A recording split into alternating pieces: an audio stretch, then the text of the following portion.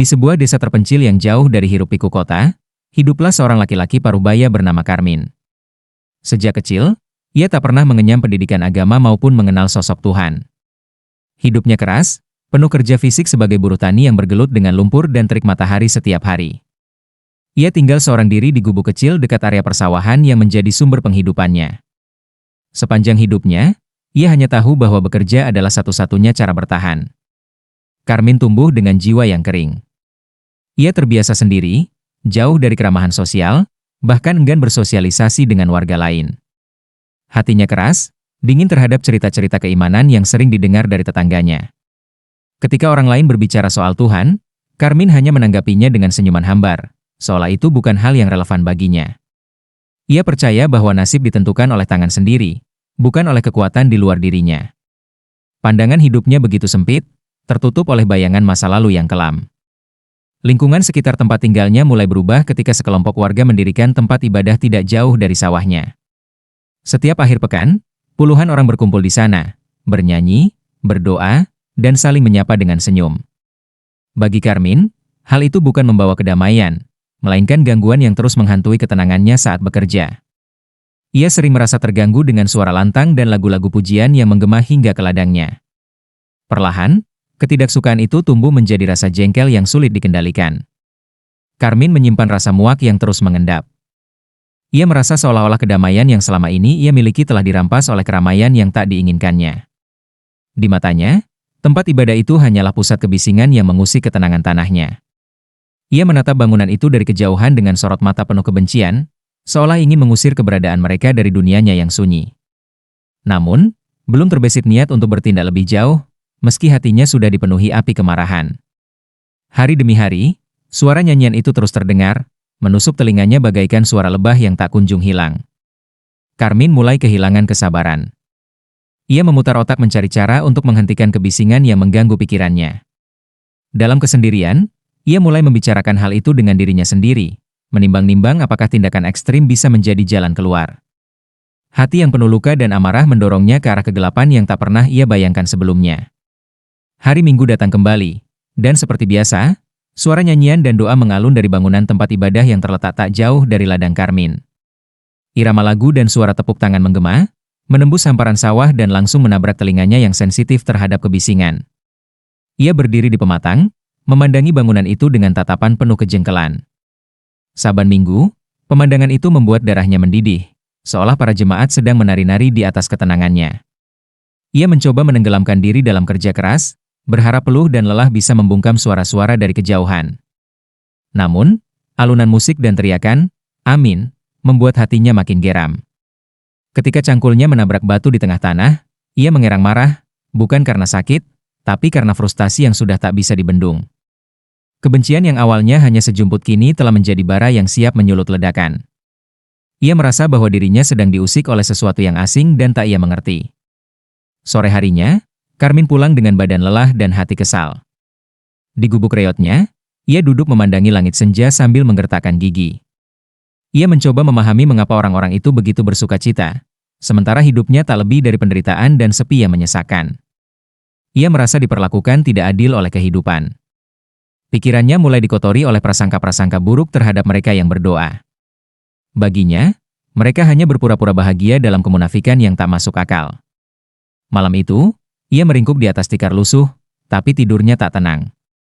Suara pujian yang masih terngiang di telinganya berubah menjadi gema yang menusuk hingga ke dalam mimpi. Ia terbangun dengan keringat dingin, matanya menatap kosong ke atap bilik yang bocor. Ia mulai bicara sendiri dalam gumaman tak jelas, menyalahkan segala sesuatu yang mengganggu hidupnya. Hatinya semakin pekat, dan dalam diam ia mulai menumbuhkan niat untuk melakukan sesuatu yang bisa membuat tempat itu tak bersuara lagi.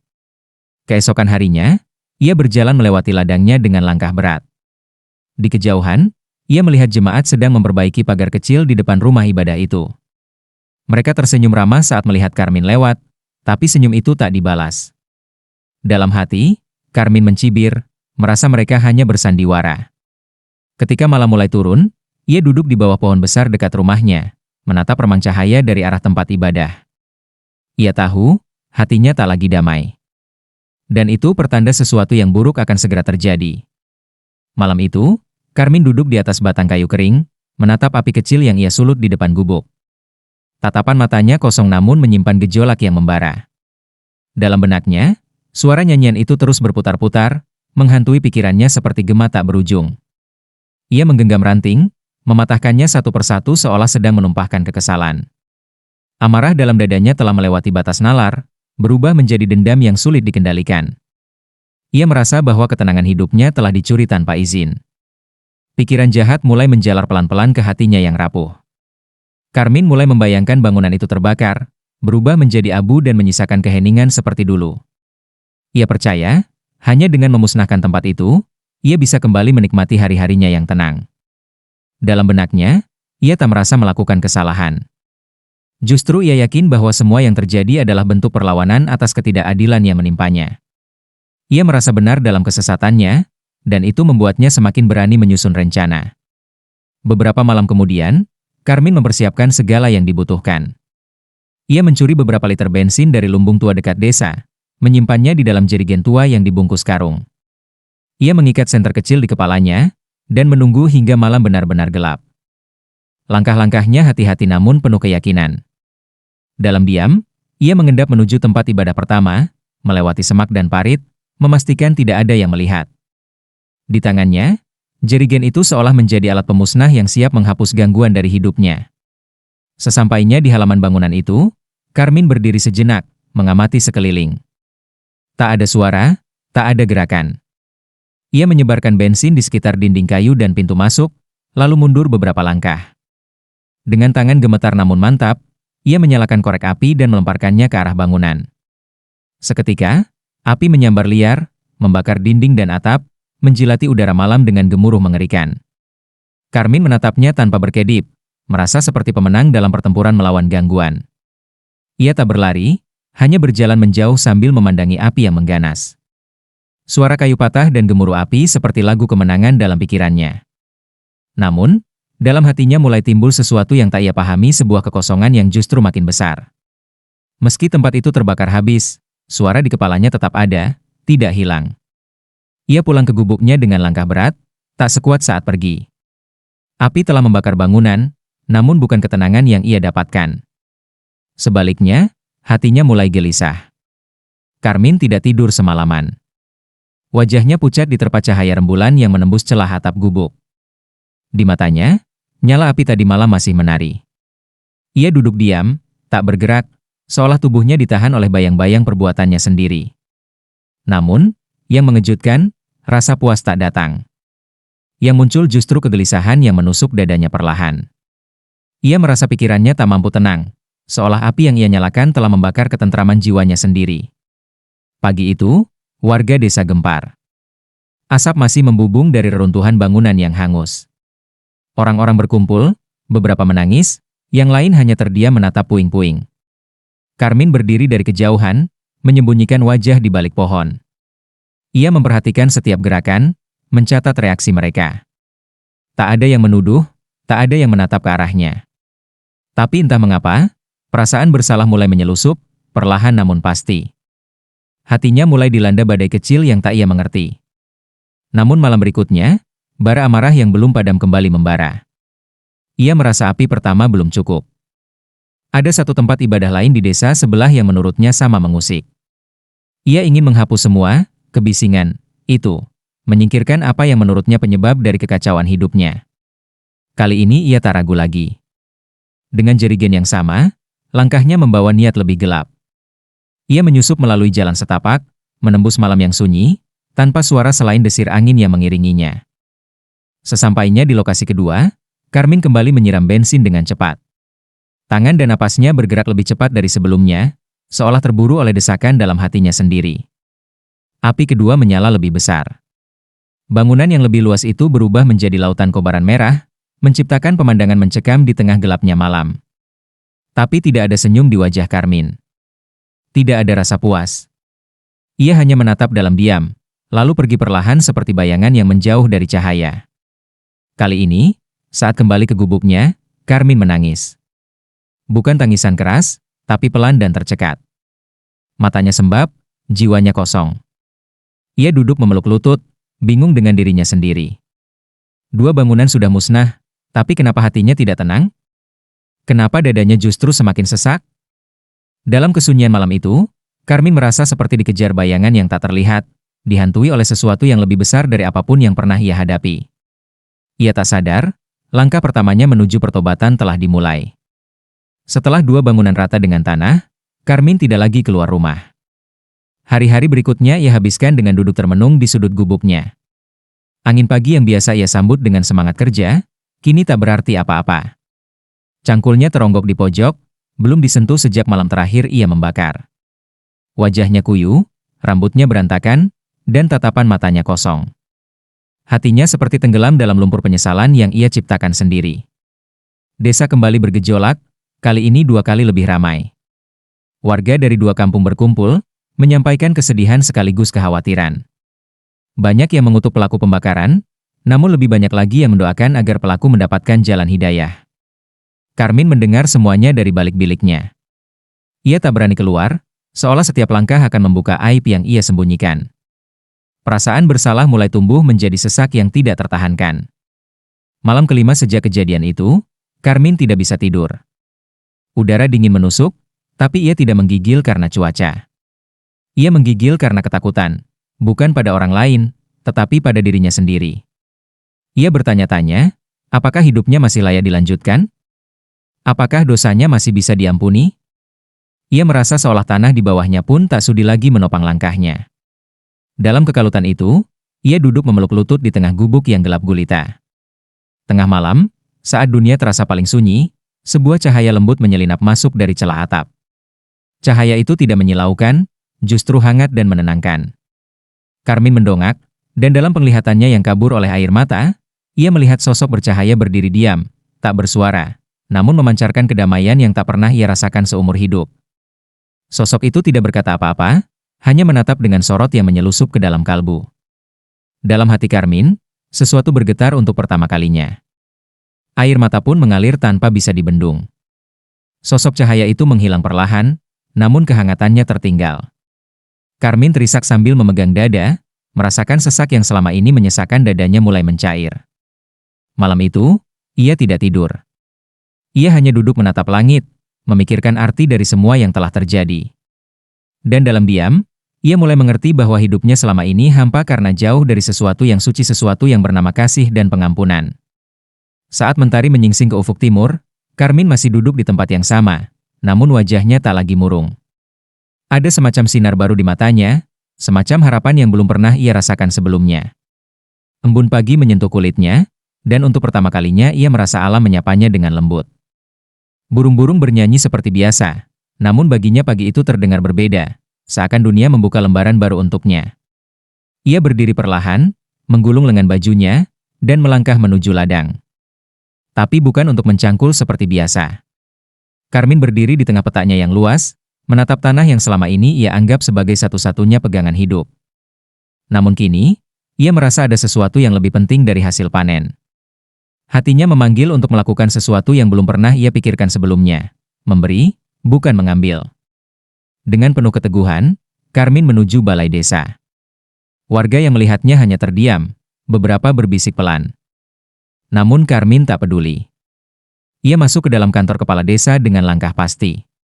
Di hadapan perangkat desa, ia menyampaikan niatnya untuk menghibahkan seluruh ladang sawah miliknya.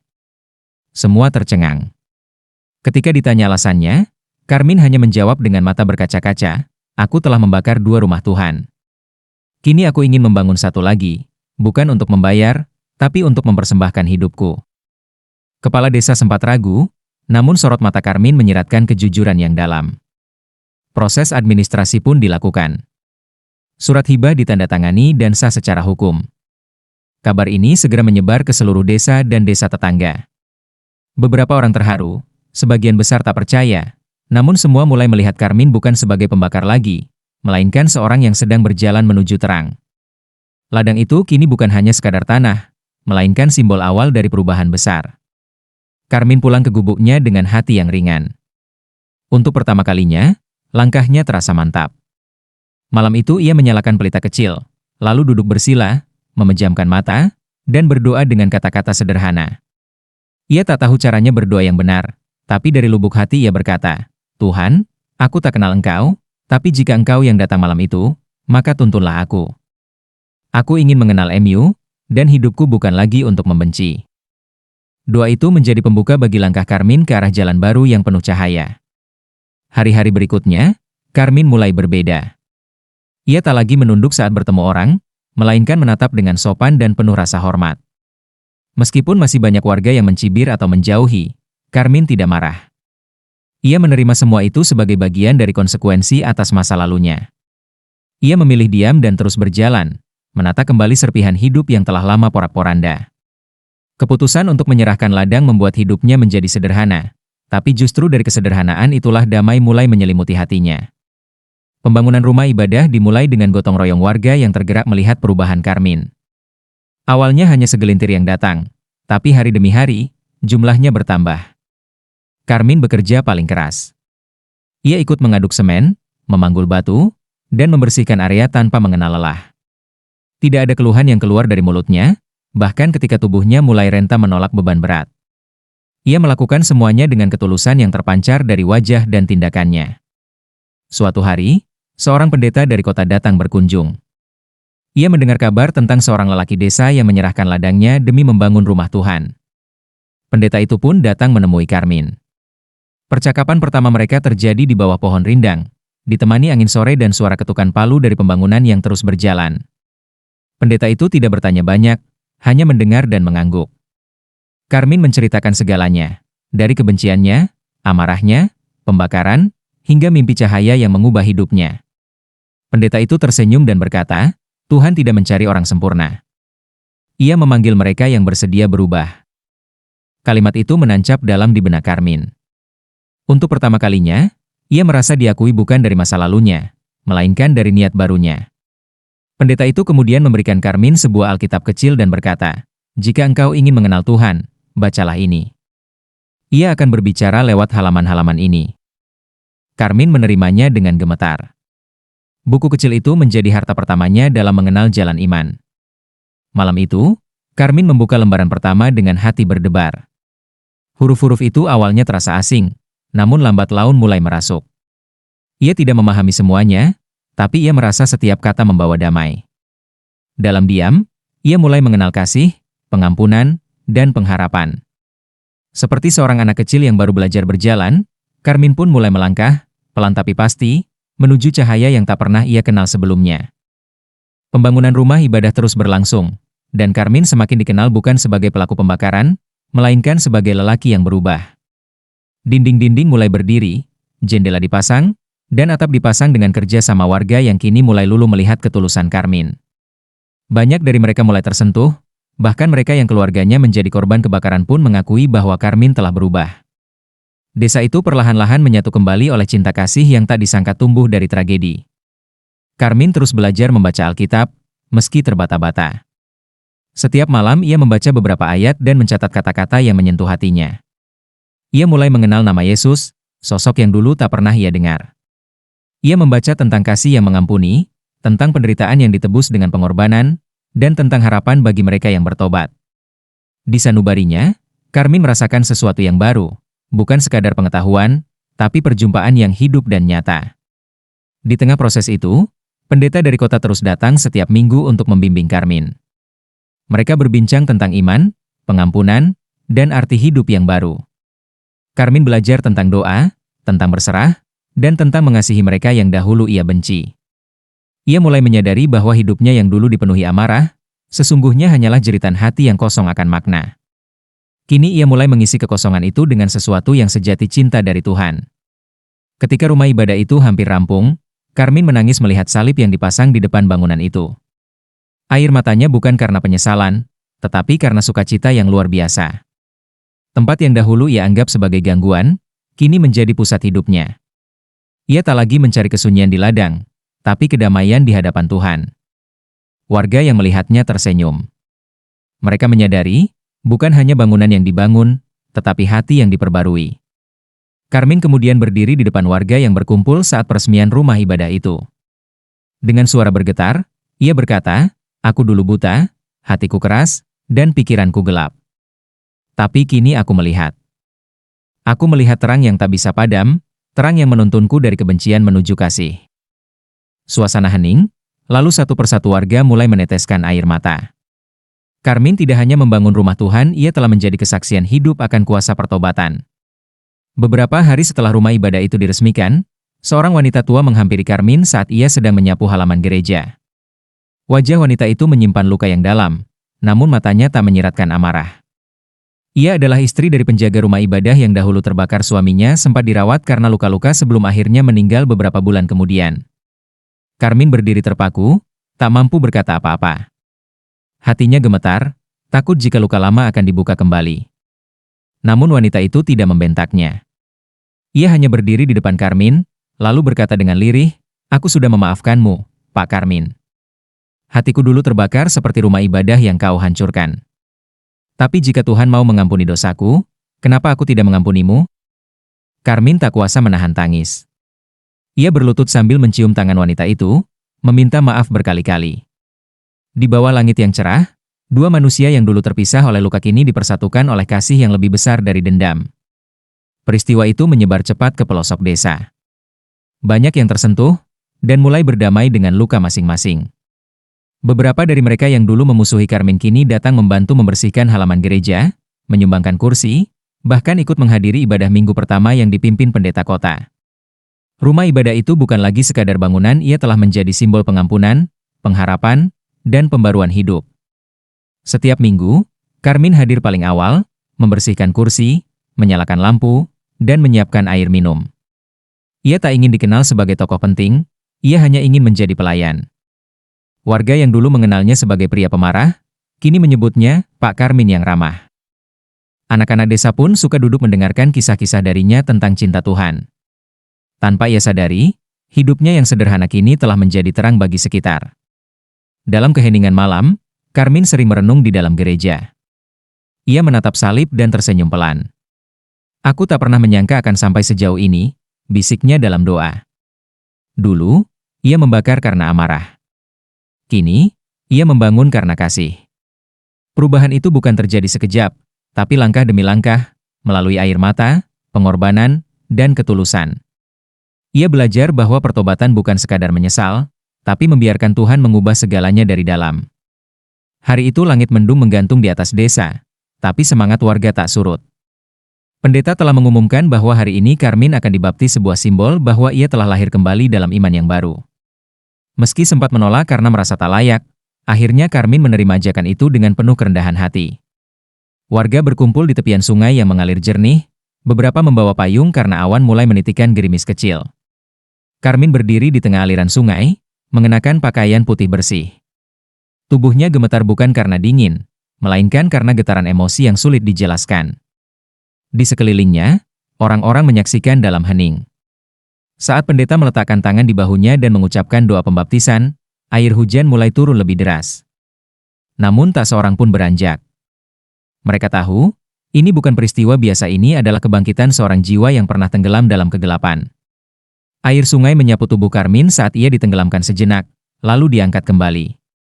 Di saat itu, hujan seakan berhenti, dan cahaya matahari menembus celah awan, menyinari wajahnya.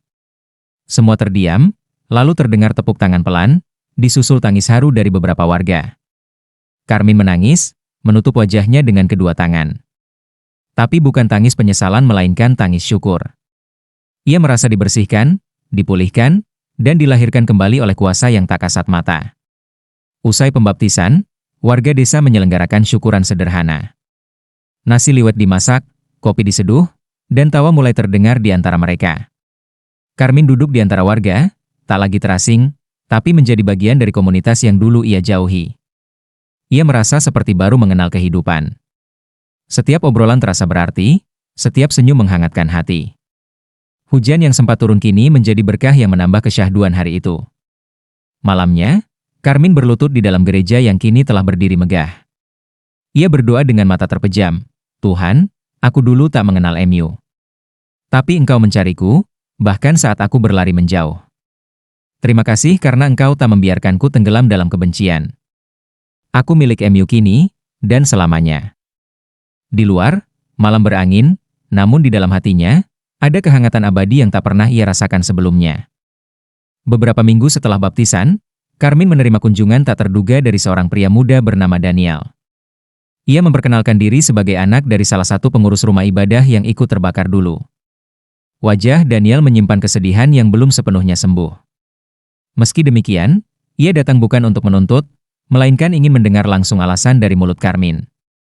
Suasana sempat tegang, namun Karmin menyambut dengan tenang dan membuka percakapan dengan penuh kerendahan hati. Mereka duduk di bangku kayu belakang gereja, dikelilingi suara jangkrik dan semilir angin senja. Karmin menceritakan semuanya, masa kecil yang keras, hidup tanpa bimbingan rohani, dan bagaimana kebencian tumbuh dalam diam. Ia tidak membela diri, hanya berkata jujur tentang apa yang ia rasakan dan bagaimana cahaya dari mimpinya mengubah arah hidup. Daniel mendengarkan tanpa menyela, matanya tak lepas dari wajah Karmin yang kini dipenuhi penyesalan dan damai. Usai mendengar cerita itu, Daniel terdiam lama. Lalu ia berkata pelan, "Ayah saya dulu orang yang penuh pengampunan. Mungkin kalau beliau masih hidup, ia juga akan memaafkan." Kalimat itu seperti pelukan yang hangat bagi Karmin. Mereka berjabat tangan, lalu Daniel pun ikut menghadiri ibadah minggu pagi di gereja yang dibangun dari ladang Karmin. Keberadaan Daniel membuat warga semakin yakin bahwa Karmin memang telah berubah, dan kini menjadi saksi kasih Tuhan yang nyata. Beberapa anak muda desa mulai tertarik dengan kisah Karmin. Mereka mendekat, meminta nasihat, bahkan ikut belajar Alkitab bersama. Karmin tak pernah mengaku sebagai guru, tapi ia berbagi pengalaman hidup yang jujur. Ia mengajak mereka untuk tidak menyimpan amarah seperti yang dulu ia lakukan. Kebencian itu seperti api yang memakan jiwa sendiri, begitu katanya pada suatu sore.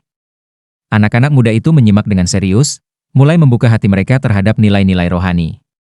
Kini, masa lalu Karmin tak lagi menjadi momok, melainkan pelajaran hidup yang membuka jalan bagi banyak orang. Rumah ibadah yang dahulu dibangun dari sisa ladang gersang kini penuh dengan suara pujian, tawa anak-anak, dan damai yang tak terlukiskan.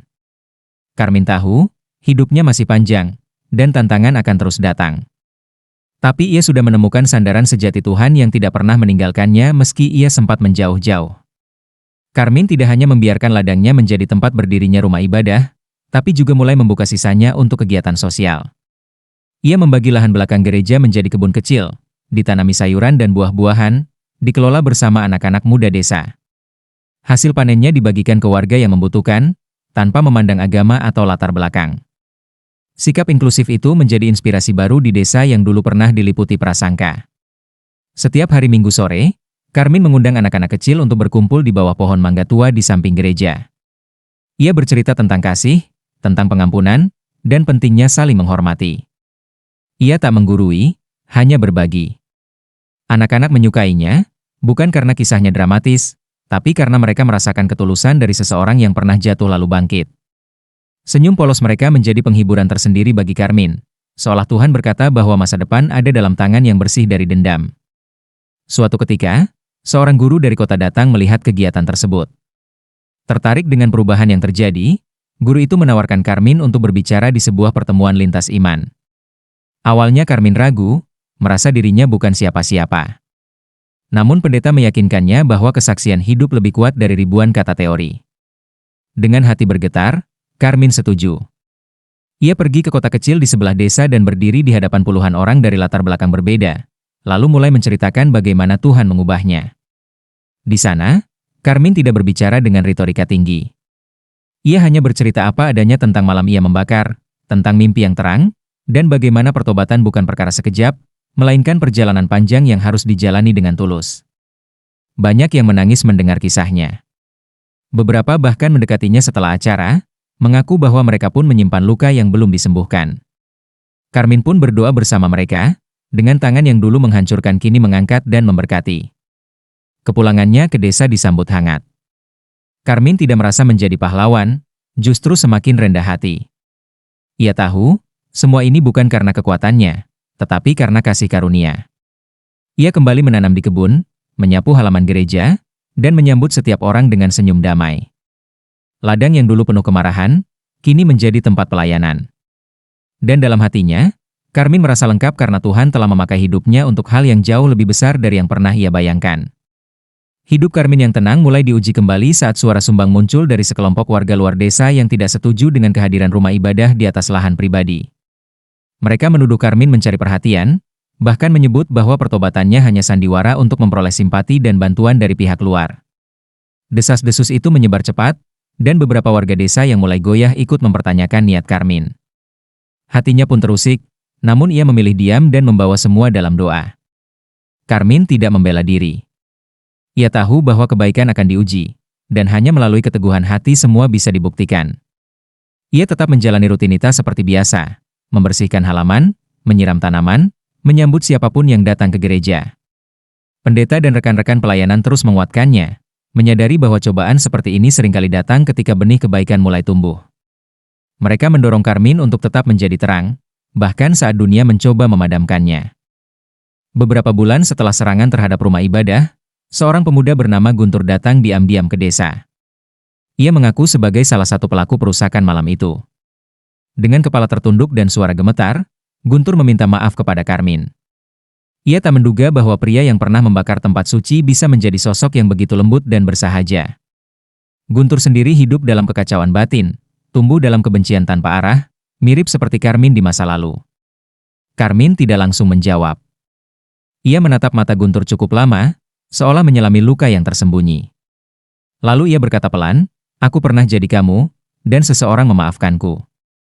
Kini, aku membalasnya dengan memaafkanmu." Tak ada amarah, tak ada penolakan. Kalimat itu menghantam batin Guntur seperti palu yang meruntuhkan tembok keras dalam dirinya. Ia menangis terseduh, lalu berlutut, bukan sebagai tanda hina, tapi sebagai bentuk penyesalan mendalam yang jujur. Peristiwa itu menjadi titik balik bagi Guntur. Karmin mengajaknya ikut bergabung dalam kegiatan kebun ladang pelayanan. Awalnya canggung, tapi pelan-pelan Guntur mulai terbuka. Ia belajar menanam, menyiram, dan tersenyum lagi. Warga yang dulu curiga pun mulai menerima kehadirannya. Ia menjadi simbol baru bahwa pengampunan bukan hanya menyembuhkan korban, tetapi juga menyelamatkan pelaku. Karmin menyadari bahwa mungkin inilah bagian dari tugas hidupnya menjadi jembatan bagi mereka yang terjatuh dan ingin bangkit. Suatu malam, Guntur minta ikut pertemuan doa. Ia duduk di barisan paling belakang, diam, hanya mendengarkan. Tapi di akhir ibadah, ia berdiri dan berkata, "Saya datang ke sini bukan sebagai orang suci. Saya datang sebagai orang rusak yang diberi kesempatan kedua." Semua terdiam, lalu satu persatu mulai berdiri dan memeluknya. Tangis kembali pecah, bukan karena sedih, tapi karena keajaiban kasih itu nyata terasa. Karmin berdiri di tengah, menyeka air matanya, bangga tanpa kata. Kini, Karmin tidak lagi memandang hidup sebagai deretan kesalahan masa lalu. Ia melihat ke depan dengan mata penuh harapan. Ladang yang dulu dipenuhi kemarahan telah berubah menjadi tempat di mana pengampunan dan cinta tumbuh subur. Ia percaya, Tuhan tak pernah melihat masa lalu seseorang, tapi pada seberapa besar ia mau berubah dan menjadi alat kebaikan. Dan Karmin, dari lelaki biasa di sudut desa, kini menjadi saluran kasih yang terus mengalir tanpa henti. Tahun demi tahun berlalu, desa yang dahulu pernah terbelah oleh kebencian kini menjadi lambang keharmonisan antar umat. Rumah ibadah yang berdiri di atas ladang Karmin menjadi pusat kegiatan lintas agama, tempat orang-orang saling berbagi, belajar, dan mempererat persaudaraan. Karmin yang kini telah menua, tak lagi bekerja di ladang seperti dulu. Namun ia tetap hadir setiap pagi, duduk di bangku kayu di bawah pohon mangga, menyapa siapapun yang lewat dengan senyum hangat yang tak pernah pudar. Anak-anak yang dulu mendengarkan kisahnya kini telah tumbuh dewasa. Beberapa menjadi guru, sebagian jadi relawan sosial, ada pula yang mengambil jalan pelayanan. Mereka kerap datang padanya, meminta nasihat, menceritakan keluh kesah, atau sekadar mendengarkan kisah-kisah lamanya yang syarat makna. Karmin tak pernah menggurui, hanya memberikan teladan melalui sikap hidup yang jujur, rendah hati, dan penuh kasih. Ia menjadi sosok kakek bagi semua, tanpa memandang darah atau nama keluarga. Suatu pagi, Karmin jatuh sakit. Tubuhnya yang renta melemah perlahan, namun pikirannya tetap jernih. Ia tak takut pada kematian, sebab ia tahu kemana ia akan pergi. "Jika aku pergi, ladang ini tetap hidup," katanya pada pendeta muda yang menemaninya. "Biarkan tempat ini terus menjadi rumah bagi siapapun yang mencari kedamaian." Pesan itu disampaikan dengan suara lirih, tapi jelas. Pendeta itu menangis, menggenggam tangannya erat, merasa seakan kehilangan seorang ayah rohani. Saat Karmin menghembuskan napas terakhir, lonceng gereja berdentang. Warga berkumpul, membawa bunga dan doa, mengenang perjalanan luar biasa seorang lelaki yang telah membakar, lalu membangun kembali dengan cinta. Tak ada duka yang menusuk, hanya air mata syukur karena mereka pernah mengenalnya. Pemakamannya dihadiri lintas golongan, para tokoh agama, dan anak-anak yang tumbuh bersama kisahnya.